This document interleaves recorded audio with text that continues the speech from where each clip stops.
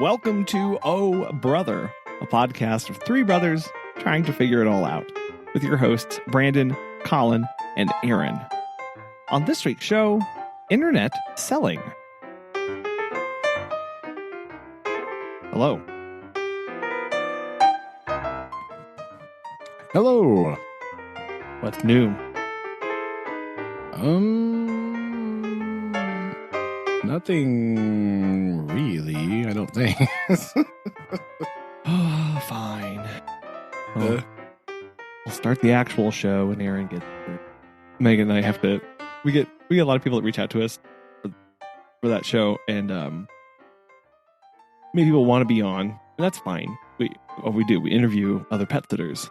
Every now and then you get this request, and you're like, something seems off about this. And you go and you look, and they're part of like an MLM or this pyramid scheme thing. And they're like, wanting to come on and basically hawk how to become this new thing. Because one of the things that happened during the pandemic was all these pet sitters were out of work, pet sitting. And so these everyone was at home. So like these predatory MLMs swooped in and started contacting pet sitters saying, hey, why don't you sell pet food to your client and toys to your clients? And you won't have to worry about managing any stock or inventory or sales tax because they'll use your super secret special code when they go to our online store. And that'll get them a discount. Plus, you get a kickback from it. And so many pet sitters bit and are on this train now. Well, yeah. And we get, I'm going to say we probably get two emails, many LinkedIn messages a week from these people being like, hey, let's talk. Let's get together. You guys have the show. We want to talk about it. We want to do this stuff. And every time we're just like, how about no? How about no? No. How about no? How about no? Yeah. It's so bad. And I know that kind of stuff, some people get in and it's fine, but I have a physical reaction against that kind of crap. And it's like you said, the word you chose, predatory, is definitely the right one. Like, like what are you doing, man? Taking advantage of people. Yeah. Trying to hawk your weird, like, insurance-y thing or whatever. Oh, yeah. I mean, what it always is it's pet supplements, it's pet food, joint stuff, it's toys, it's treat. There's some in the industry that are like, I can recognize the sale pitch just by reading the first two lines. I'm like, oh, you work for that company. Oh yeah, right? Yeah. Because they're always like, hey, I've got this great side business. I've increased my revenue through this, with from my home, and my clients absolutely love it. DM me for more information. And so I always, when I see those, I always respond with, what's the name of the company? Because they don't want to tell you that in public. They want you to DM them, and so they have this offline. But some lady reached out to us and was like, notice you guys have a podcast and your pet sitters. I would love to talk with you about an opportunity. And I'm like, so I had some spare time. So I was like, sure, here's the phone number you can call. It's the podcasting phone number. And I was like, here, call this, we'll talk. And man, if I were had less resolve about this, they're so good. They are so good about like, well, your clients are already buying food. So why wouldn't they, and they trust you. Why don't you make these recommendations for them? Blah, blah, blah, blah. And then she was like, so what kind of recommendations do you usually give your clients? And I was like, we don't give product recommendations to our clients. If they have questions, we send them information about how to make a good informed decision, and we discuss that with them. We send them to the Better Business Bureau. But I was like, we never give flat out product recommendations. And there was silence. And she was like, well, are you selling anything right now? And I was like, no, and we don't want to. Yeah, my services. as a pet sitter. I know. And Boom. And then, and she was like, well, what kind of food are you feeding your dog? And I was like, well, dog food. I was like, well, it's actually, he's on this weird, vegetarian branch of stuff. And she was like, oh, and I was looking at their website and they don't have anything that we would feed Kobe. So it's just like, yeah, no, I'm fine. And she's like, well, tell me why you feed him that way. And I was like, because it's dog food. And at that point, protein's protein. And as long as it's balanced and not heavy in grains, it does not matter where the protein comes from because it doesn't. And she was like, okay, well, anyway, I'll email them information and we'll get back in touch. I was like, aha. Report as spam. Blam. Got it. Oh, it's so bad. It's yeah. So I guess first of all, hello, Aaron. How's it going? We can start the show. Well, I was gonna segue into I went to a meeting like that one time. Like it was one of those things like when my friends was like, come on, bro, we're in Springfield or whatever. He's like, oh yeah, my friend that knows this guy and we're gonna go sing, right? And I was like, all right, whatever. Like so we got there and I was lied to, basically. It was like, oh yeah, it's this thing about whatever. No, it was this like really weird, like I don't remember, it was like some kind of like insurance-y type of thing, right? And it sounded like when he was telling me this, like I wasn't really paying attention to him. And it was just like, oh, we'll just go to the meeting. It's like one of those informational meetings where they go to like, it was like a hotel conference center thing, right? Yeah. And I was just humoring him, like, okay, whatever, we'll go. And they give you that, like, oh yeah, it was one of those like, well, you become this thing, and then like later on you rank up, and then you can recruit people to work with you. And me and this other guy that was me and my other friend that was there that got drugged to this, we both looked at each other, we're like, oh no. Nope. And like you're right though, it's real slick. Like the word choice is very specific. The like, that little sales pitch they give you is like very focused and targeted, and it's just real slick and polished. But when you start to think about it, you go, huh, that's shaped like a pyramid. I was just about to say, that's interesting. Like, anytime they're like, oh yeah, you can do this stuff and you make sales and then you can recruit people to sell for you and you can be like a boss. And I was like, no. Right. And it's one of those things like I read, I was listening to a mathematician talk about this one time about this kind of situation. And he's like, it sounds good. Right. Oh, yeah. It's just 5 people. 5 people. Right. He was like, if you continue that, like, you start the thing, one person, they recruit 5 people. All of those people recruit 5 people. Right. What you have now is an exponentially growing graph. And he was like, if you do that, and it was something stupid like, if you follow this math out through 7 generations, you exceed the number of people on the planet. Yeah, right. Like at some it's point, like, it yo. start, right? So if you don't really think about it too much, right, it kind of makes sense. I could see how people get like, oh man, yeah, it's just 5 people, because you're only thinking about yourself, right? Oh, yeah. Me, and I know, I know people that could do this. We can sell X product, whatever that thing is. Mm-hmm.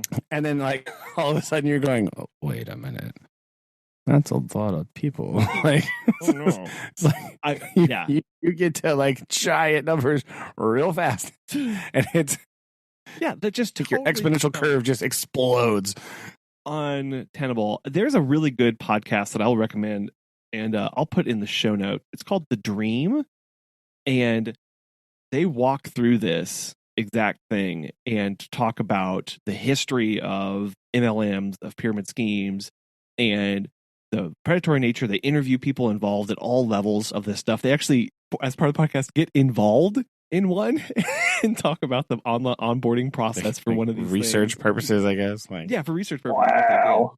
It's really good. I've actually gone back and re-listened. That's some like Morgan Spurlock embedded journalism stuff right there, right? Like, really good. And yeah, I think Megan and I got invited to one of those things. We were actually in Lubbock at the time, pet sitting, and one of our clients invited us to this thing, and we went to their house and we sat down, and it was so awkward because there was another person there, and he was like the waiter from a restaurant that they had eaten at the night before. No. Right? Oh, like no. one of those things. And we're like, and it was this thing of like, it was selling home, like not home goods as in like furniture, but like it was kind of like an online Costco kind of thing, right? And so it was the whole like, well, you're already buying this stuff, and if you sign up at this level, you get discounts. And if you want to start, bringing people in and referring to them, you can give them a code. Abort. And like, they're already buying toilet paper, so why not make money buying toilet paper? And you're going, okay. And then they totally said, they have that line that every MLM says, every single one says, but we're not a pyramid scheme because pyramid schemes are in fact illegal. And then they literally flipped the chart to describe the structure of how it worked. And I'm looking at it, I'm going, that's a pyramid. It's a pyramid. Wider Is anyone going to tell them base. that? Like, that's a pyramid. Oh man. Yeah, and that's the thing, like whenever this one that I got stuck, and this was not like recently, by the way, this was like, God, I was like right after I left Crowder, so this was like, you don't have to say it now. Yeah, it's because I don't want to, but it was a long time ago. Over 10 years. Let's just leave it there. Like the words he was using, it sounded like legitimate things, right? Because somebody lied to him and he was believing them, right? So it sounded like a legitimate, like, I can't remember. It was like some kind of like insurance-y situation. I remember something weird like that. So it all sounded like legit. It wasn't like supplements or anything like that, right? It was a weird, like, kind of deal. But then when you got there and you listened to the thing and saw the little PowerPoint and listened to them talk, you're like, me and my other friend are like, wait a minute. Hold on. Right. Hold on. Oh no. This is not good. Smell a rat. Yeah. Yeah.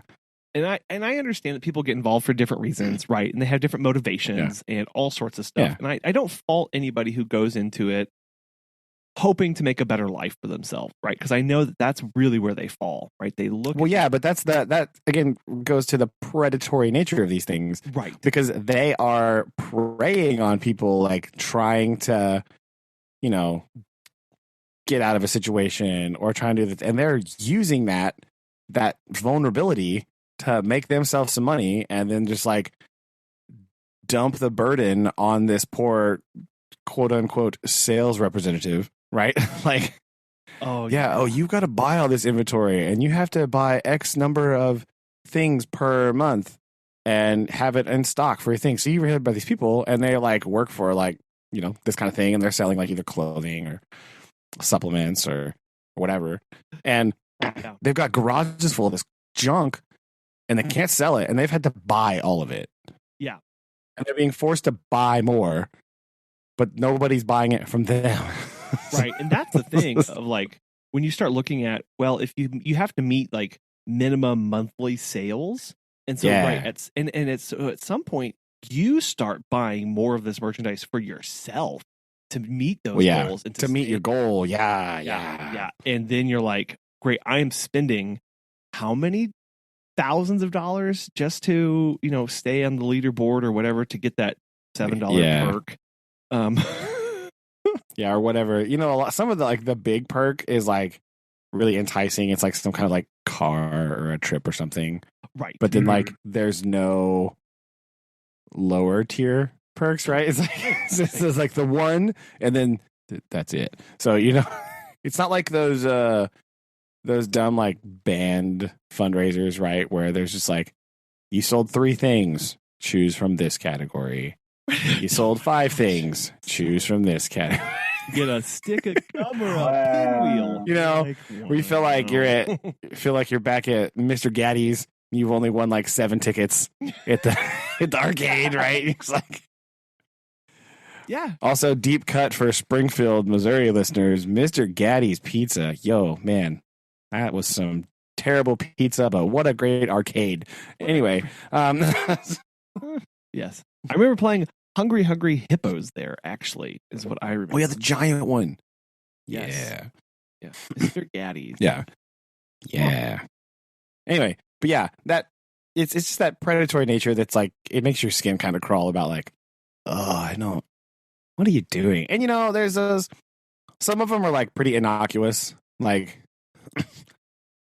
you can buy like if you're like you said, if you're already buying like I don't know X product, and you like it, and you get a discount for buying it for yourself, and you can occasionally sell some to your friend. Whatever, that's fine. Who cares? Right. That's not really hurting anybody, right?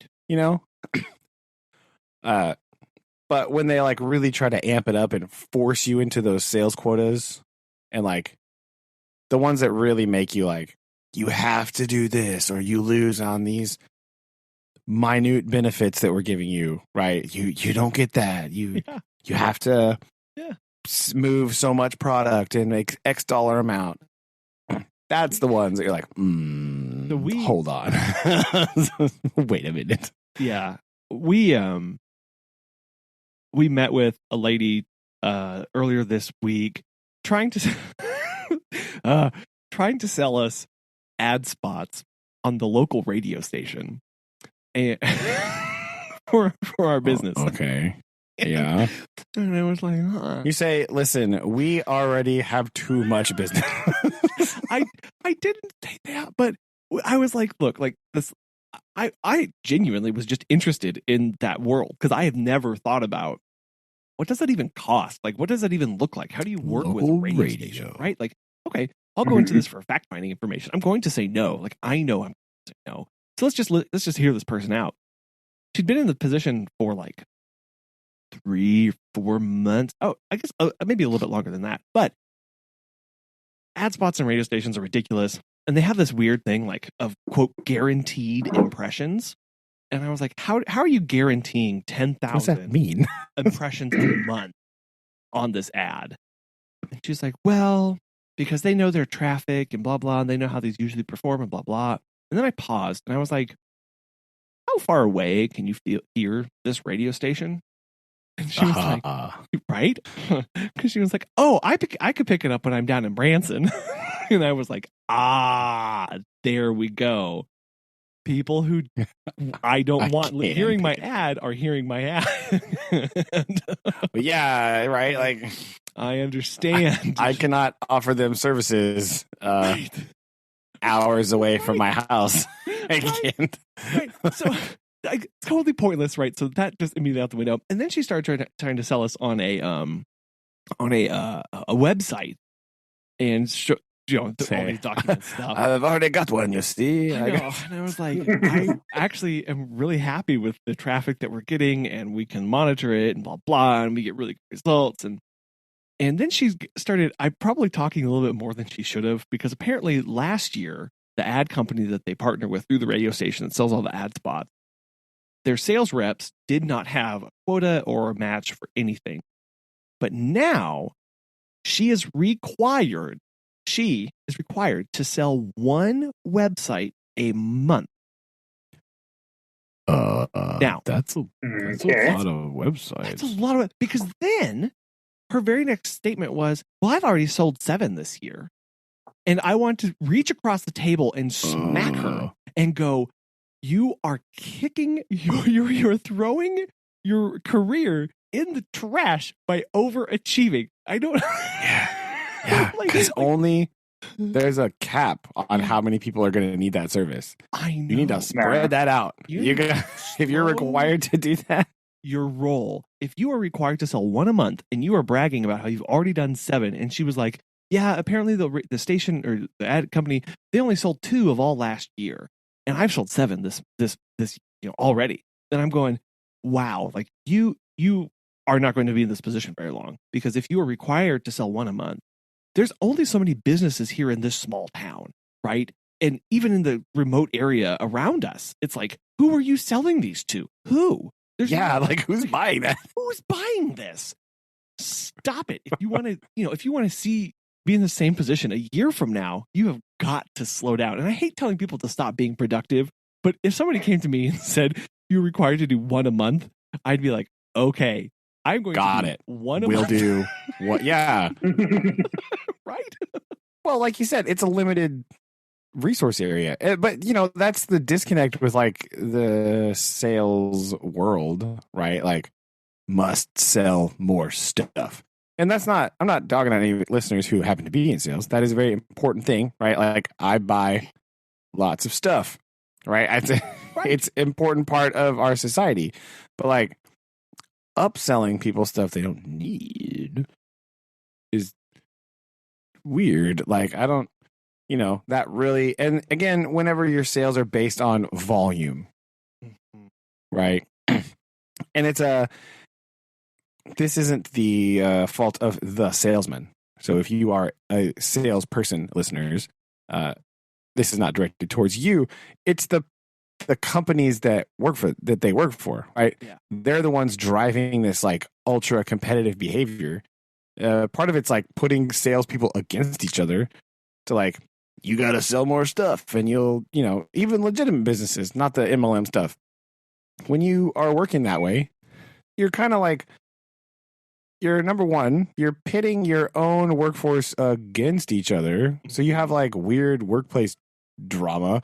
It's not necessary to a like healthy environment where people want to work. And you're like really like wearing out your customers. I'm all about customer service. If I go into a place to buy something, I like want to be helped. But if people are like all over me, I'm like, okay, you need to stop. I can't. And part of that's just my own personality. I understand that. Some people respond differently to this than me. I understand that. But my initial reaction is, whoa, stop. What are you doing? Go away. I'll find you when I need help, right? Like, like most of this stuff I can handle, and then I will come find you when I'm ready to buy this thing. But like, stay over there. I see it. I don't need your intrusion when I'm trying to buy like socks or something, man. Stop it. It's in the real world. It's in the digital world too. And I guess it's probably just in the circles that we run in online.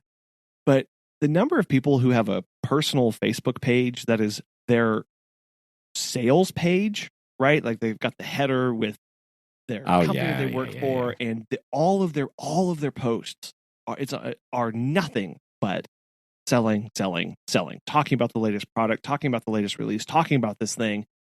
I'm like, if that's what you do with a Facebook page, oh my gosh, like you must be intolerable in person. Like, that's true. Part of that. Well, yes, that's true. But like, I think some of that comes from the fact that it is like online sales really is still kind of like a new thing, right? Like, yeah, that's a new situation.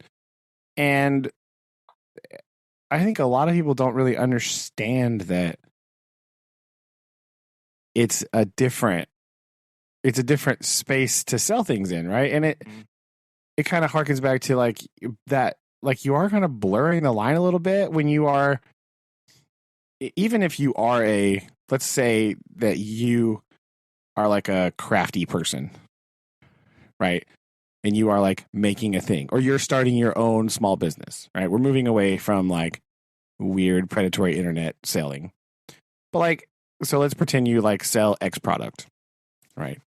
And you want to start your own business, right? You do need, I think you need, if you're going to market on Facebook, right? That's a legitimate place to market things, right? You want visibility. You want lots of people use it. You want people to see it, especially local people in your community. Like you're talking about, if I'm like a baker, I don't want to advertise my bakery on a radio station that is broadcasting for hundreds of miles.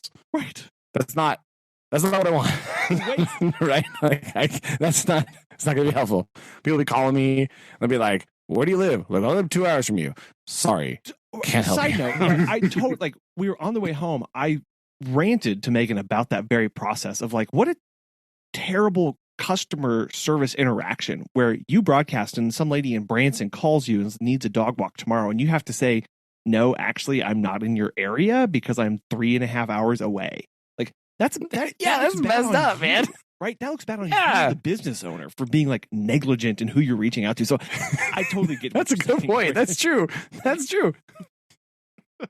But like, right, I still need to delineate my business from my like very own personal self. Yeah. Right. Like, so you can, because you don't want to be posting like pictures of your dog in the same little timeline as pictures of your baked goods. Right. It sends a weird message. It's cluttered. It's jumbled. You need like a dedicated, bakery page. Mm-hmm. Right. I'm only using bakery because the first thing that jumped into my head. Sorry. But like, and it's delicious. And I love baked goods. Let's be real. So like that you need a separation because it needs to display your business. Now you can like obviously share, you can share it from your own personal Facebook page to, that's part of the marketing aspect, but they do need to be separate. Well, and I think, and even if you are going to sell like online, if you're going to sell like vitamin supplements from the internet, you still probably want to do it separately because it's weird. And I think that's like your one personality trait is I sell vitamins. Like what? That's weird. Well, so don't do that.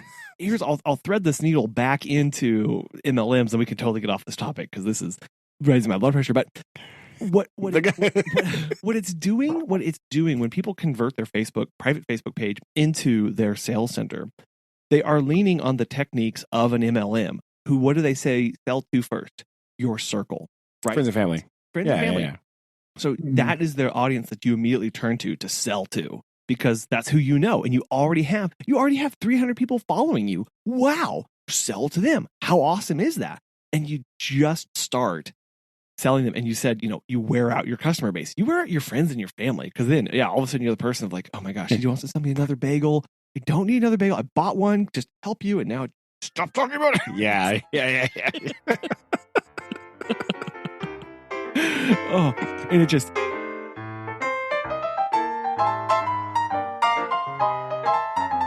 Oh, anyway, so. Aaron, save us. Pull us out of this.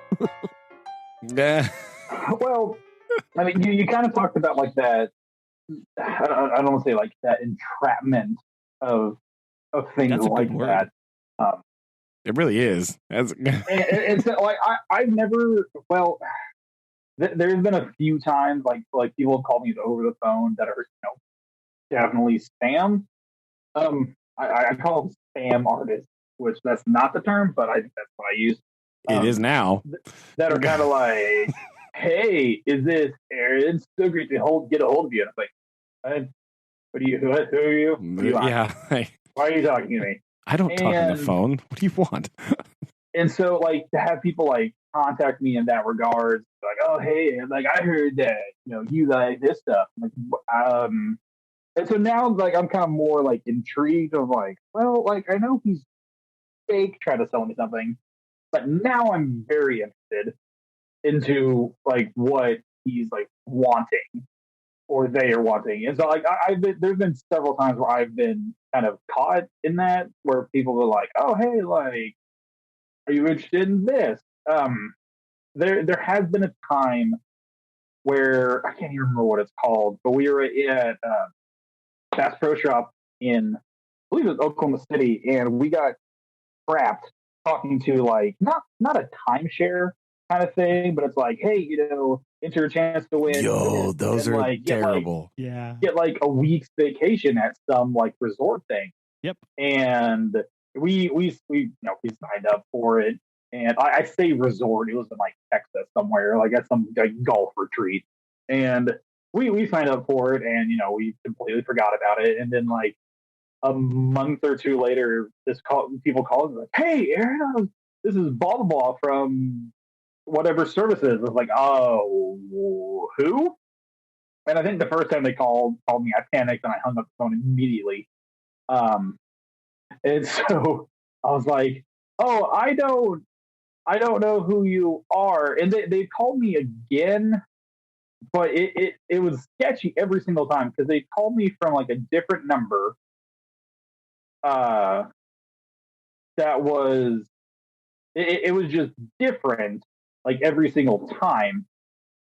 But like it wasn't even from like the same state, or it wasn't even from like, the same like area code or anything. It was just like a different number. And so for me, and I'm like, okay, that's a little sketch. Like I know you're from the quote unquote same people, but that's a little bit kind of sketchy. But there's been times where like I've been in conversations with people like about that. Like either in person's the worst for me because either I'm like, nope, thanks, I'm good, and like walk away, or other times like, that's mean. Oh, tell me about that. Like, oh, that's crazy, and then I trap myself. Like, well, it's hard because you're trying to balance like not being just a complete jerk with also being like, I don't want to hear that this at all. Trying to be like polite and stuff, and then they're like, you feel like they're abusing your politeness because they keep talking. You're like, no, that's not what I meant. Listen.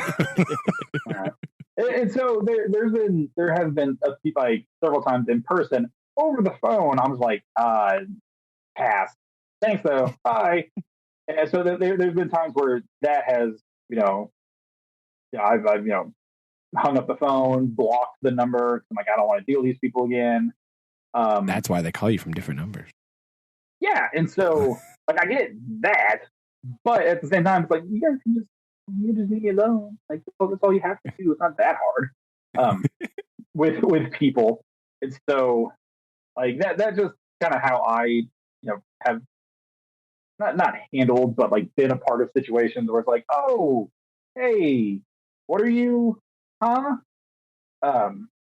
There's been a lot of times, especially on college campuses, where they don't used to.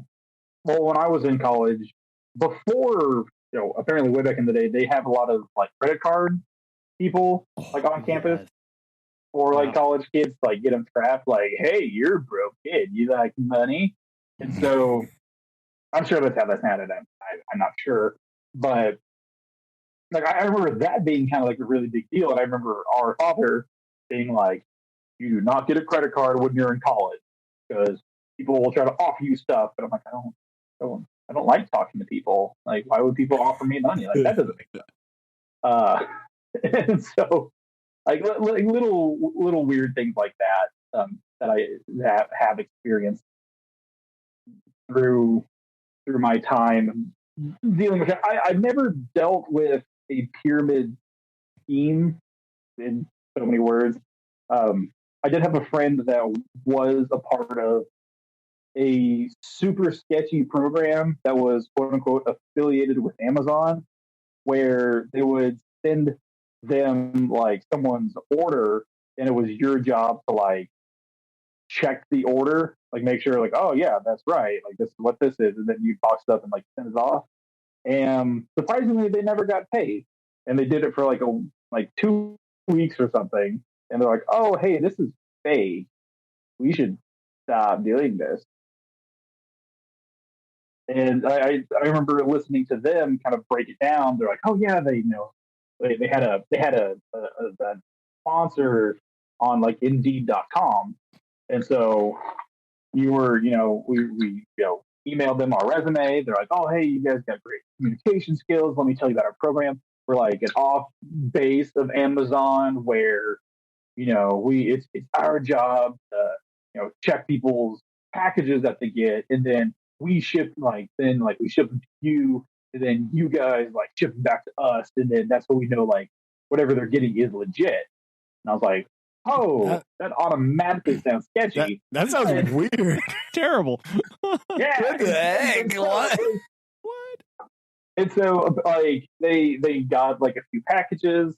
They got like a little bar code thingamabobber, and like, oh, it says, this is the thing that these people are supposed to get. So they check it, and then they box up and then set it off, and they'd be like, they did it for a week or two, and then they realized, oh, this is not a real thing because we're not getting paid.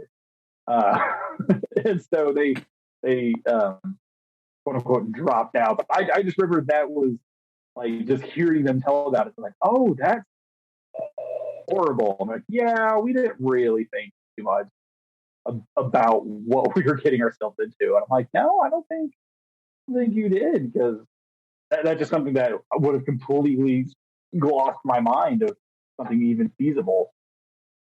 So, Yeah, that's nuts. yeah. Oh man! Also, quickly, timeshares. That's a thing that, like, on paper sounds great, but in practice, you're like, "What the heck, man? What's going on?" Oh, totally. They don't. Because I've listened to some of those before. You're like, "Wait," and I've known people that have done it, and I've like they physically like have so much like weird stuff that they like can't do it, so they're just like, "Here, you can go here. It's fine." Like, I've done that before, and it's a really weird. It's a really weird thing. Like, I don't. Yeah, and like the salespeople are what did kill you, because like in premise it sounds fine. It's like kind of okay, but the people that are in charge of like selling those are like the pushiest people in the world. 100%. Heck, what are you doing? Stop. Well, and I think part of that too is that those people know inherently that they are trying to fill a tub with the drain open, right? They know that people are just constantly leaving. So they have to, it, right? Yeah, right. It's high pressure because they know that they're going to lose 7 the next day for every one that they get today. So they've got to keep people coming in with more enticing offers. And it makes you, again, I bristle every time those people start talking about that, because no. Yeah.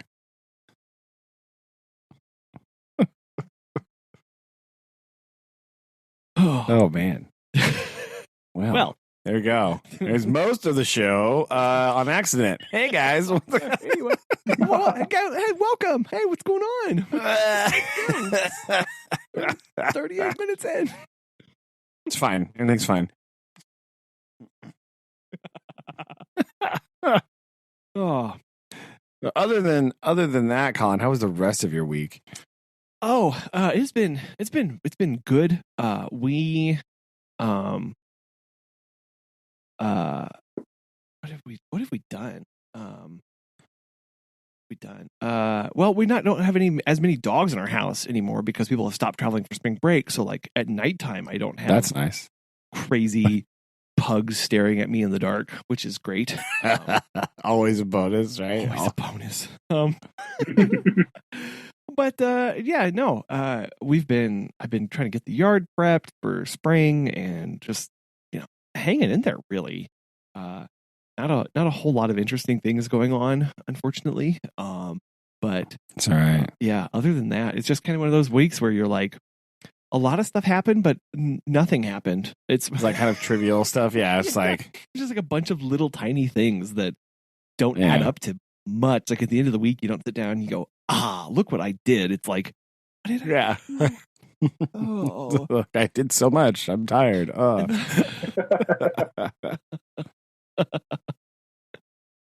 So anyway, yeah, that's my I'm ready for the sun. It's all right. And I'm ready for it to stop raining because my backyard needs to dry out for a little bit. Oh man, no kidding. This is why I teach weather in the spring though.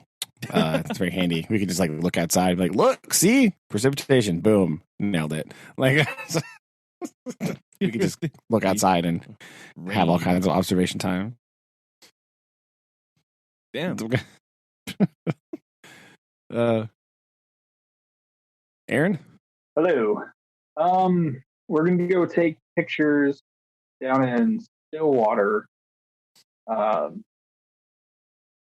Tomorrow, what's today? What's Thursday? So yeah, tomorrow we're gonna go down and just take a couple pictures because the boss wants to. And so fair enough. We'll go do that, and then Saturday is relaxing, laundry, And then kind of what we talked about last night, after my mind kind of resettled and was unblown. We're going to kind of do an old classic movie binge day, where we will watch Cody's got some movies, and then Sunday I will be studying for my OGET exam, which is Monday. Okay, so what's No, that? what- Wait, what's that Which exam? is the OGET is the Oklahoma General Education like standard test. Wow. All right. Basically, the main test that you need to be a teacher in Oklahoma. Right. So I will be taking that Here we go. Monday. Okay.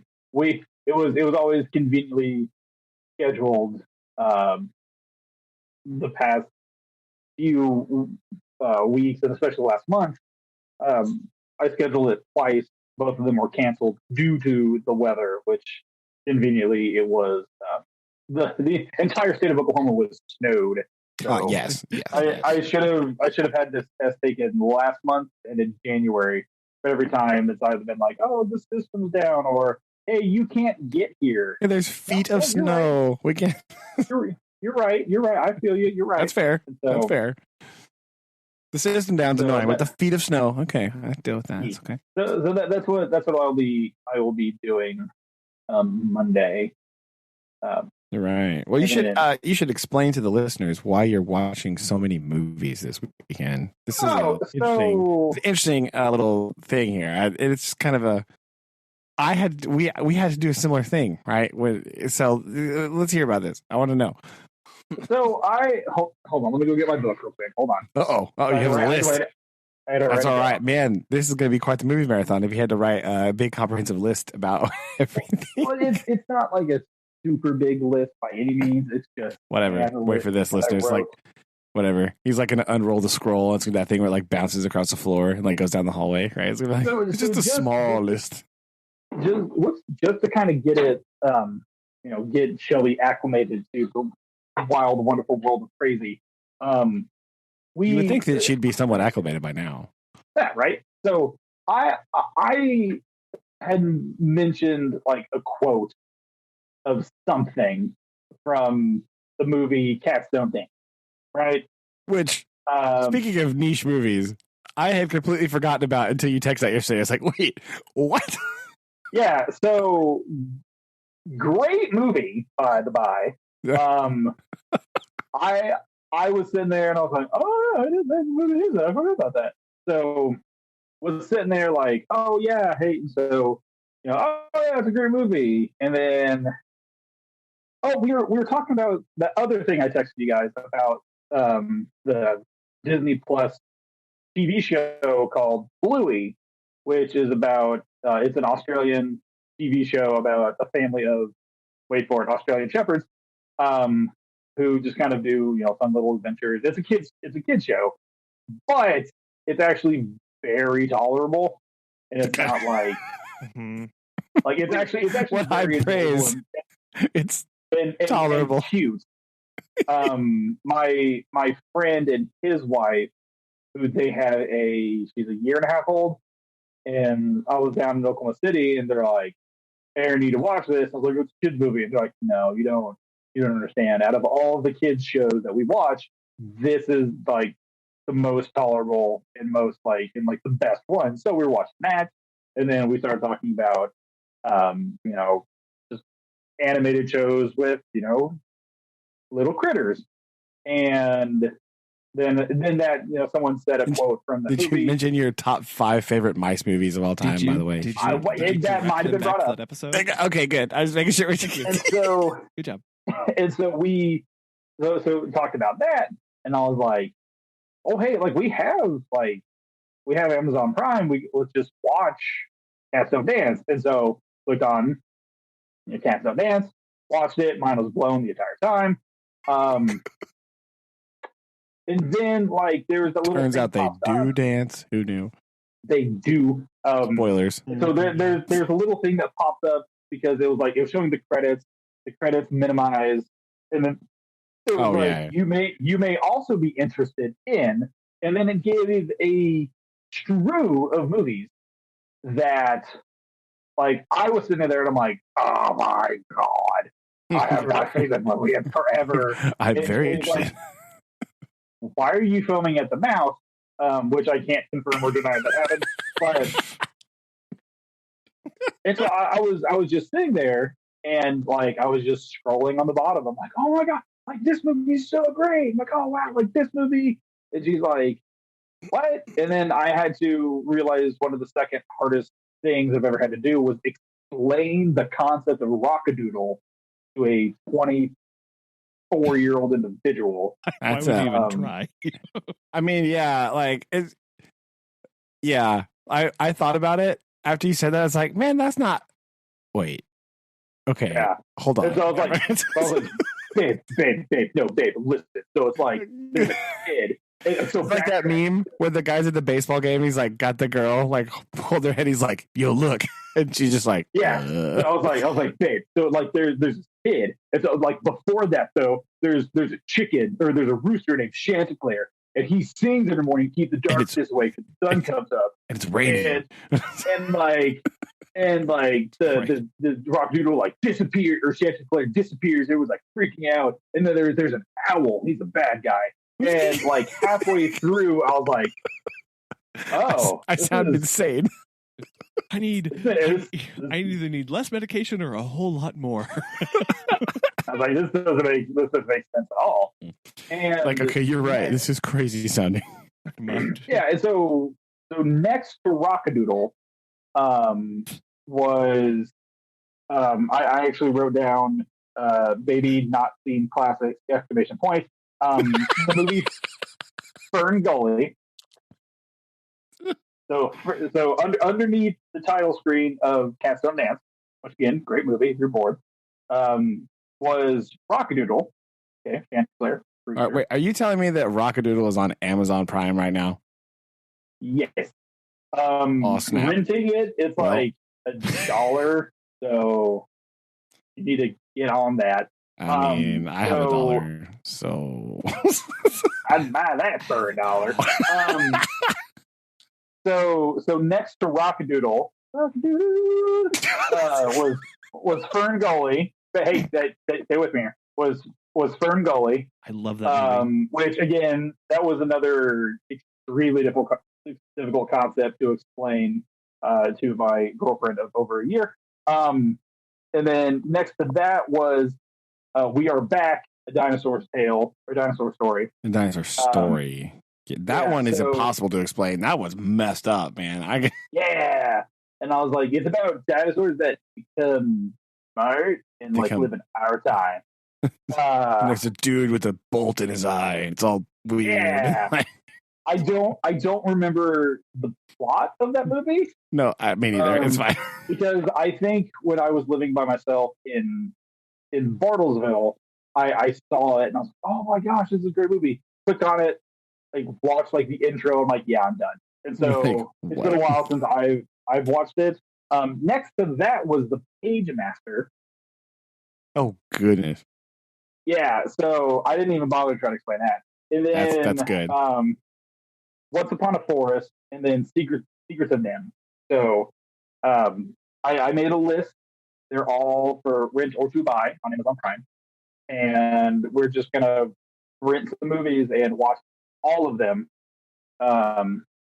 this weekend while we like work on some stuff. Because I was like, I mean, anything else to do? It's like, I don't really want to go anywhere. And I was like, okay. So this is what we'll be doing Saturday for the majority of the time.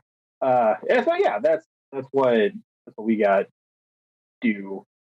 I'm excited. I don't know where or how like it actually started of like, hey, we should watch Cats Don't Dance, and then it just snowballed into this mess that I'm in now of I have a list of all these 1980, 1990 cartoon movies in a little tiny notebook, and I'm like, what am I doing? So, yeah, that's what we got pictures, and then we got weird movie marathon. Yeah, weird movie marathon. So it's gonna be all right. There you go. So you should be aware that I've been married for how many years now? And like almost 12 almost. And she still hasn't watched all the movies that I've been like, oh, we should watch this one. It's great. And she just goes, okay, yeah. And then doesn't bring it up again. And so we have seen. But this similar thing happened to me as well. Like, because I do that, listeners will know that I speak in movie quotes sometimes, or like show quotes, and like, yep, just look at me like, what does that mean? But okay, hold on, wait, let me get yeah, like, we have to watch this right now. Like, before we got married, Susan had never watched the Back to the Future movies, and I was like, what? No, this is not. That's illegal. What's illegal? We gotta know. Right. We're doing this right now. Like, we have to. It's just important. Like, just because, like, yeah. In order for you to understand a lot about me and where I'm coming from, I need to put together this like movie viewing package. Yeah, with the weird stuff that I say sometimes. You need to have watched Back to the Future. It's important for you to understand sort of what's happening in your life in front of you, because it will make more sense if you have context for the weird stuff I'm talking about. It's just going to save a lot of time down the road with me having to explain things. Yeah, yeah. It'll literally be shorter to watch the movie than for me to explain this to you. As Aaron found out trying to go through Rocket Doodle. I mean, to be fair, that one is a doozy, right? If you yeah, it's a wee bit different. And when you start like he was talking about, when you start explaining it, you're just like you can become less sure of your sanity, right? Like, whoa! You're like, I mean, it makes more sense. Oh, you start saying sentences like, well, I mean, it makes more sense when you watch it, and like, it's not really that weird. And then like, yeah, then you turn into the you'd have to be there guy, right? Yeah. And nobody wants to be there. Yes. It's all just very confusing, and you're like, wait a minute, I don't know. I'll just stop talking. Yeah. You just need to see it. It's okay. Don't worry. It's fine. Yeah, it'll make more sense when we watch it. Yeah, that's pretty good. It'll be exciting. I'm excited to hear the follow up about how it goes, and is she going to be confused? Is she going to enjoy her time watching the movies? Is she going to be like, what did you just make me watch? I have questions. So she'll be really like Rocket Doodle, or not Rocket Doodle. She really like Captain Dance. She really likes that show Bluey that we've been watching. So you're doing good so far. I think if I play this, I think I have to strategize on how I order them. So I think Fern Gully would be a hit. Fair. An underrated Master, Robin Williams classic, just right? To be sure. Love that movie so Page Master. That one could be a hard miss, because I'll be honest, I don't like Page Master. Fair enough. That's a movie where I'm like, really? What the heck? So yeah, fair enough. I get it. We're Back, probably going to be a mess. Once Upon a Forest, I'm kind of, balls on the fence here on that one. I have no idea. I don't remember that movie at all. Rocket Doodle, I'm gonna, I'm gonna sell it hard, but I think we can pull a good one here. So I got high hopes for that. And then Secrets of Them, probably not. So I am, let's see, one, 0.5 out of 1, 2, 3, 5, 6. So, not passing. Yeah, But not a good average, dude. yeah, if I can at least get 1, I think pretty good. So I think we'll be fine. So we'll see. We'll be fine. It'll be all right. Interesting. Okay, yeah, I don't think I've ever seen Once Upon a Forest either. Well, it's on Amazon. I just pulled up the synopsis, and the first thing I thought was, "Hey, this movie's basically Ferngully," and like, I mean, you're not wrong. I don't think I've seen it. Like, this does not. These screenshots do not look familiar. That kind of poster kind of does, maybe, but like, yeah, I don't. Apparently, you have been Googling this fervently because in my little list here says people have also searched for it's like Pagemaster, Rockadoodle, Secrets of Names. So apparently these movies go together quite frequently. Yes. Yes. Who knew? Apparently the early 90s was a time of much angst in woodland areas in the animated world. Well, I mean, it was like environmentalism was becoming a thing, right? Yeah. And we made all these movies about it, and look, just nobody cares still. So that's fun. Turns out it didn't work. Try more.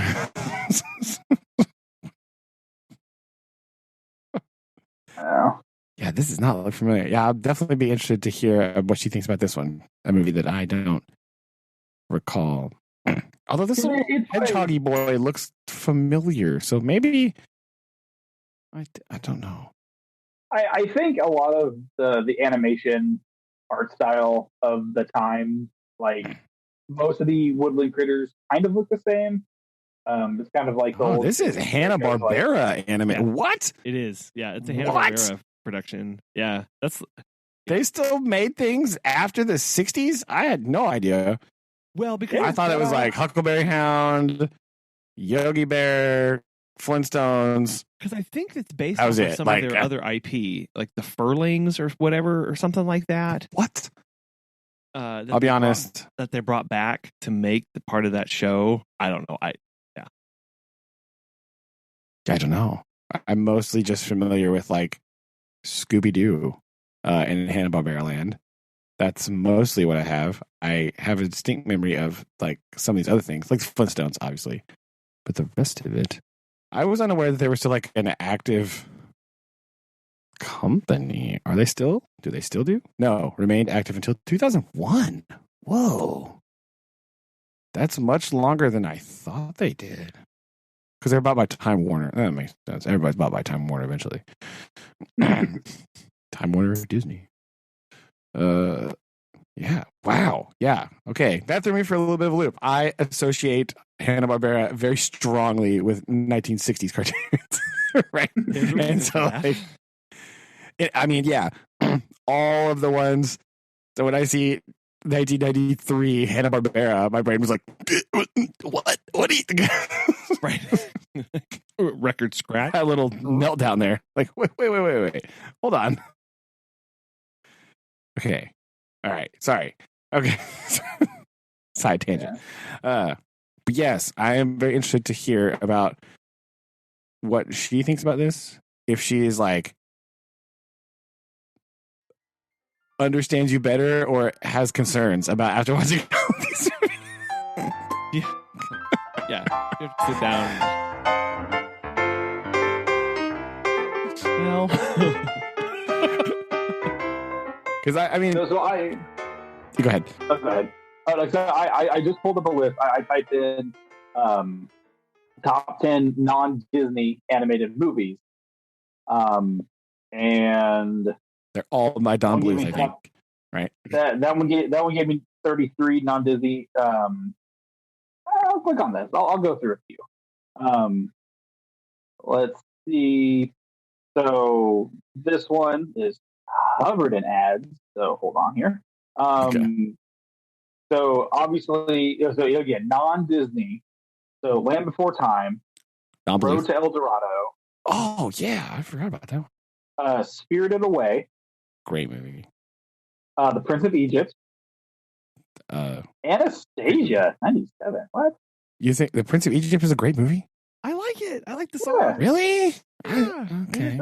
Visually, also, it's very striking. I like the visually. It's okay. 1997, Anastasia. I also forgot Anastasia existed until just right now. So thank you, Aaron. Yeah. Yep. I've seen that all Number at once. 6 has the Page Master, so let's go. No. Number 7, that's Swan Princess. Really?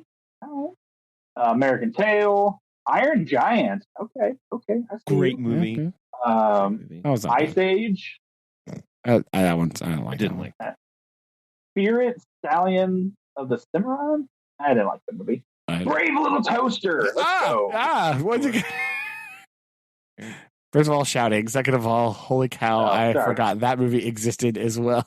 I do like the Brave Little Toaster. Scared all the listeners who are like relaxing on their Sunday, like hanging out. Barbie as Rapunzel. I don't think that's accurate. How to Train Your Dragon. Princess Mononoke. Why is that below Brave Little Toaster? What is it? This better not be an in order list. Aaron, Princess Mononoke, it better not be below Barbie movie. Get out of here. What heresy have you brought upon us? Rise of the Guardians. Thumbelina. Why is this just not a list of Studio Ghibli movies? What's happening? Let me go back to the other relatively shorter list. So you have to talk about Anastasia, Iron Giant. Really, that doesn't fit anywhere here. Man. Land for Time. First of all, Thumbelina, that's the answer when people say animated movies are lame and they don't make you feel things. You're like, watch Grave of the Fireflies. Yeah. Do it. I Wait, dare you. yeah. You're like anime's lame. And animated movies in general are boring. Like, oh yeah, watch that movie. And if you're not just bawling, then yeah, come on, get out. Then you're lying to yourself.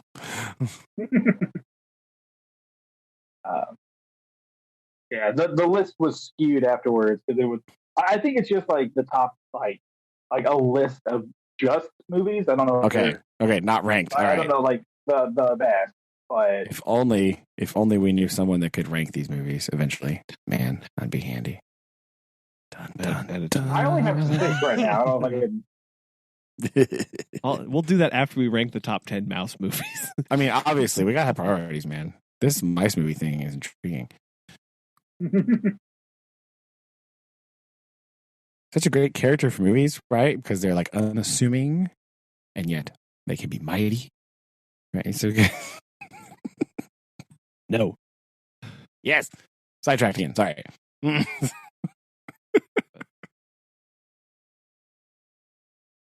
What about you, Brandon? What are things? What's new with you? How is the weather stuff? Science? It's wet, and it's good. We're just trucking along. We got to the point now where we have like this time last year, like we talked about, school was out. The spoilers. So I was like, Yeah, we were just like, oh, school's canceled. So like, I'm getting to the point in my plans where I was like, what was I gonna do? I don't remember. Like, what do I do next? Huh? Oh well, I'm just gonna wing it and see what. It's like, anyway. I mean, I have plans obviously, but like, I don't have like details like some of the other stuff. Where I was like, okay, I've done that, and now I want to change everything, and I want this like, right. And now my brain has been in like, how do I take what I have and adapt it and make it better and more useful mode to like, what? Like blank mode. So that's fun. Other than that, not a whole lot. Oh, we're gonna have a new superintendent. That's the news from school we know. So that's it. That's what we talked about. So that'll be interesting. That's always a weird thing when somebody like that high up the power structure is like new. So you're like, okay, so what's that mean? What are they gonna like do weird changey things? Like, so a lot of people are like kind of in trepidation mode, right? Just kind of because there's a lot of unknown things happening. So it'd be interesting because the last one, when she became superintendent, she had been at the school in another capacity before that. So whenever she became superintendent, everyone was pretty much like aware of the course that we're going to be on. Sure. But since she's leaving and this dude's coming in, we're like, he's like a big unknown from like elsewhere, you know? Yeah. So a lot of people are just kind of like, what's that mean for us? What are we going to do? I don't know. So we'll see. I don't know. Yeah, I'm sure those transitions are never easy, really. You know, Yeah, especially whenever you start talking about like whole system-wide direction and initiative. Yeah, it's weird because like it doesn't affect my like daily stuff very much, right? Because I like don't have interactions with the superintendent ever, you know, just because it's not how it works. But like the system is the confusing bit, right? Because you're used to operating inside a certain system, and now it's going to be like, is the system going to be different? What are we going to do? Like, what's happening? We'll see. So, sure, we'll see. Yeah, I don't know. That's about it. Maybe this weekend I'll make Susan watch one of those movies she hasn't watched yet, so we can be on the same page as Aaron. And maybe I'll try to do that. Well, Aaron and Shelby are doing this, so we should watch 13th Warrior because you won't watch that movie with me. That was a good movie. I know. I really like that movie. I do too. So I'm gonna try to. Maybe I'll try to sneak it in. When I especially never understood what was going on when I was younger, but now that I'm older, and I'm like, this still makes no sense. But and I'm still completely anyway. Yeah, all you need to know is Antonio Banderas, monsters, Vikings. It's fine. There you go. Boom, nailed it.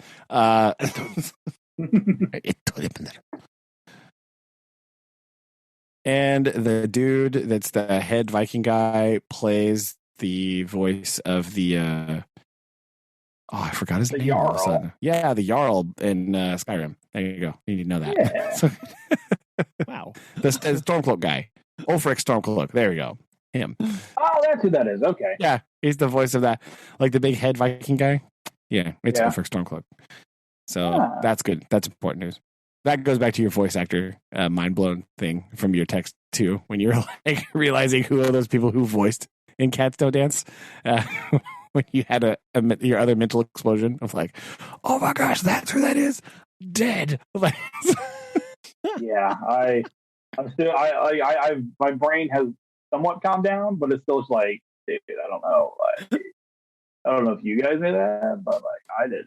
I didn't know that. Mostly because, like I said, I forgot Cats Don't Dance is a movie.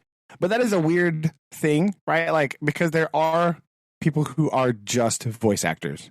Right. And you kind of recognize them randomly, like the guys that voice like the Animaniacs, right? They're in like a ton of stuff, and you can recognize them every once in a while.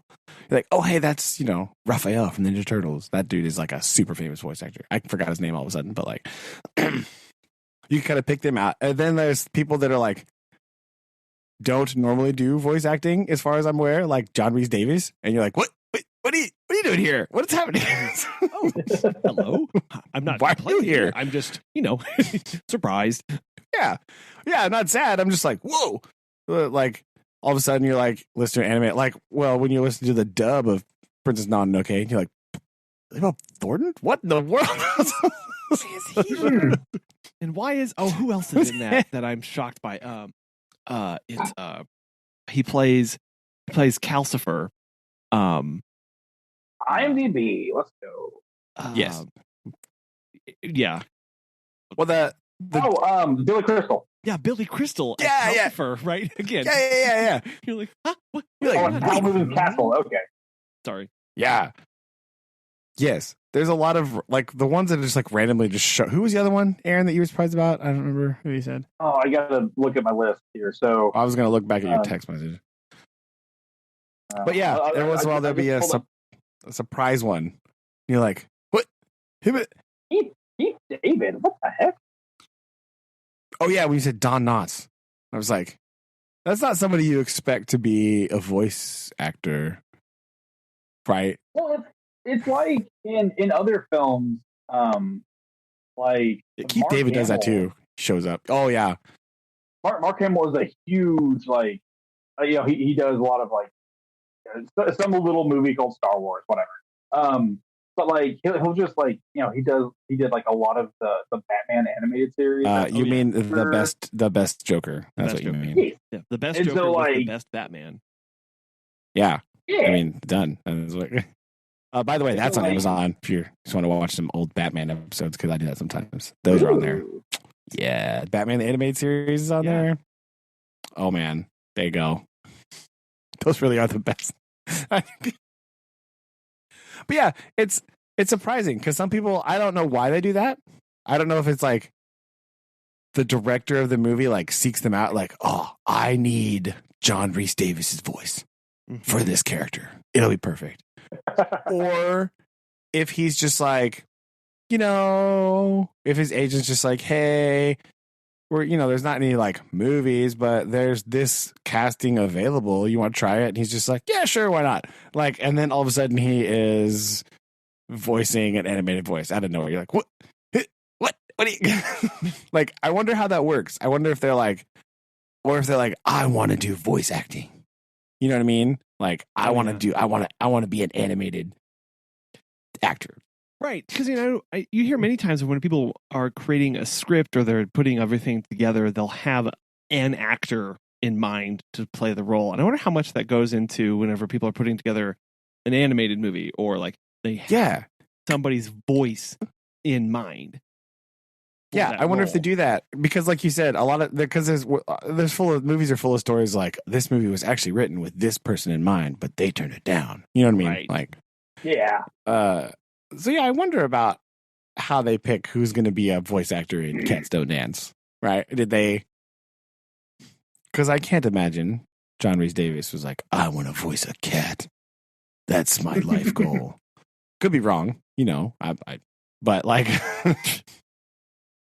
I don't know if maybe he does more that I'm not aware of. It's also very possible because always like that's the other thing too. Like a lot of people that are like voice actors don't get a lot of credit a lot, right?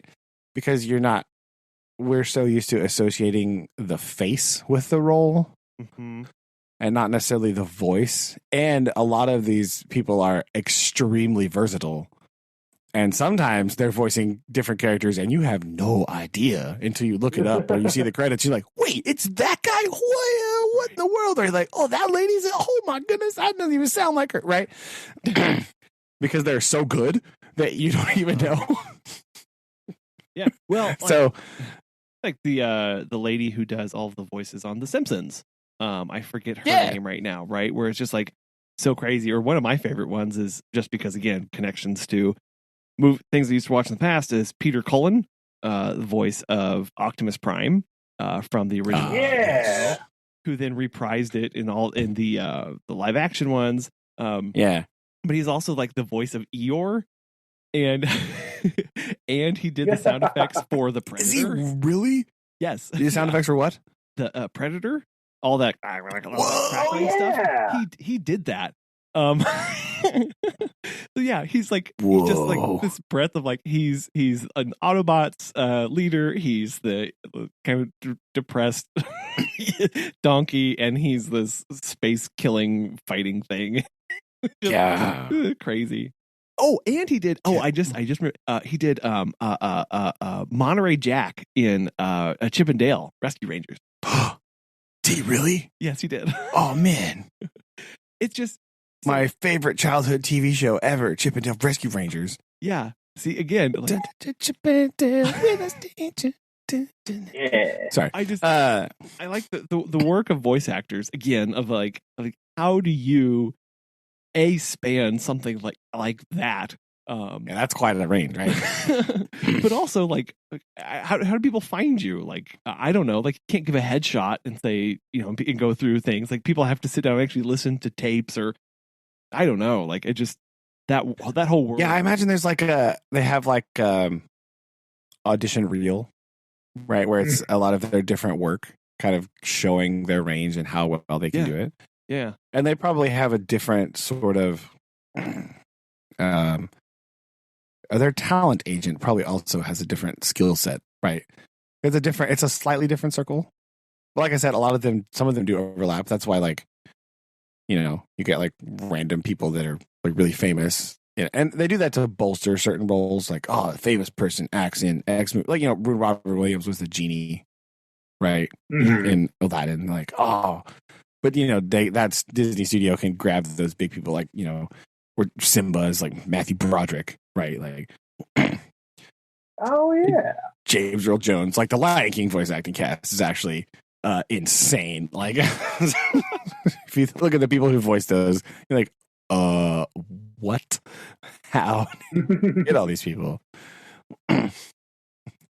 So, that's a slightly different scenario than just like, those other movies that have like slightly less studio power, but you're still getting like these really great underappreciated actors and actresses.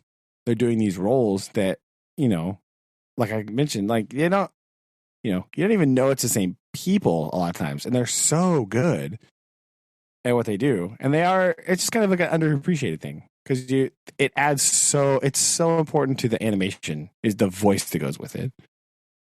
Right, because it has to be a certain way, and a lot of times, they draw to the voice and the inflection, to try to capture the performance. So that goes to the animators and their skill as well. It's like a tag team thing. Yeah, and it really can be quite impressive. Really, I mean, it can be amazing because you watch it just like a normal movie, and you don't really think about it. You don't think like. Especially the older ones, like the ones Aaron was talking about, that era, you're like, somebody drew that. Oh, yeah. Like, by hand. And I'm not taking away anything from digital animators because that's its own set of challenges, right? Because I can barely use Microsoft Paint, man. Come on. So, like... No, you're totally right. That skill set is so impressive where that dynamic between voice actor and animator to get such emotive performances from a drawing and where you as the audience member don't even question it. You just watch it for the movie and the story and the emotions you feel. You don't think like it's so good most of the time that you don't even notice. Like your brain doesn't compute like how many people and how hard it was to make it do that. Right. Well, like, I mean, Walt Disney, whenever he was putting together his production house, that was the one thing that he was really worried about was, would this be immersive enough? Because up until that point, animated things weren't, and nobody thought that a full feature length movie would hold that attention or be as immersive. So they pulled out all the stops for that first one, and they continued to do that, obviously. But like, the way they studied animal movement and they drew and they did all of this stuff. So like when Snow White came out in 1937, people were completely bowled over and completely shocked by what they were seeing on the screen. Like it was so impactful. And to think that, I mean, that's true. I kind of write that movie off from a, 2021 standpoint of like, it's not really great. But I'm, you're mentally comparing it to movies that were made today. Right? You're, But you're right. If you imagine going to a movie theater and you saw that in 1937, your jaw would be on the floor. You'd be like, what is happening? This is so amazing. It is. And again, to think of like, how is it so colorful? Right.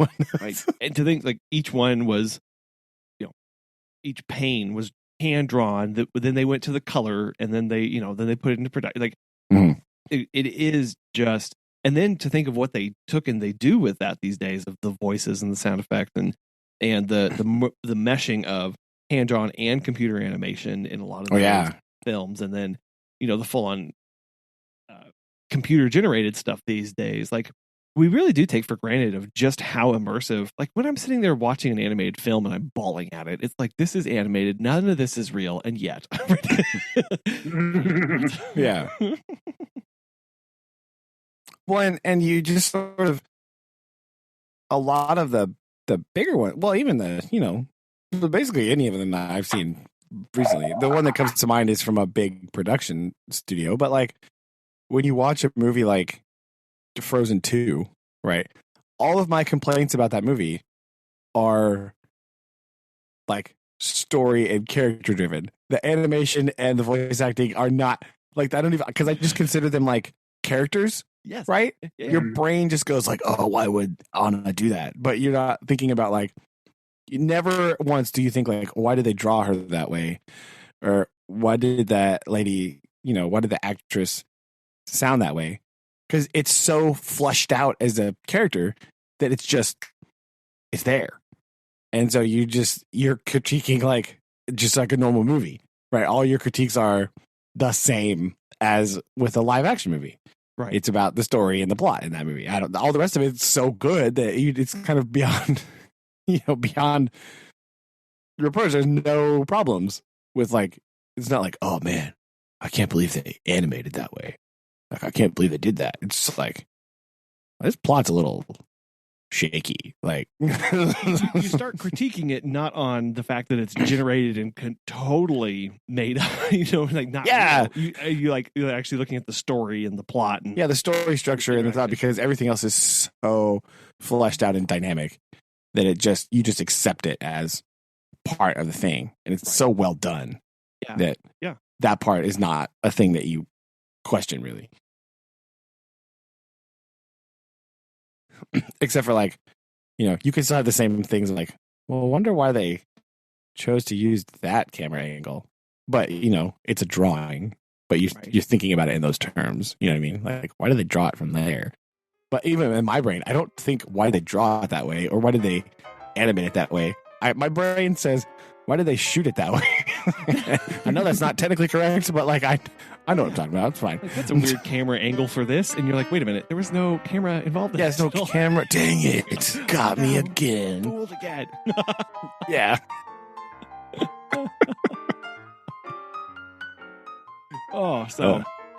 What we're saying is go watch a good animated movie. We need to get feedback from Aaron based on it's true. He hears of that. And and if listeners want to send feedback, they can send it to what is it? It's obrotherpodcast@gmail.com. There we go. And head on over to obrotherpodcast.com to look at previous episodes. There's a lot there. That's true. A lot growing by the day. And let us know your favorite animated movie and why. Yes. And tell me why it's not the Page Master, because no. Ooh, snap. Shots fired.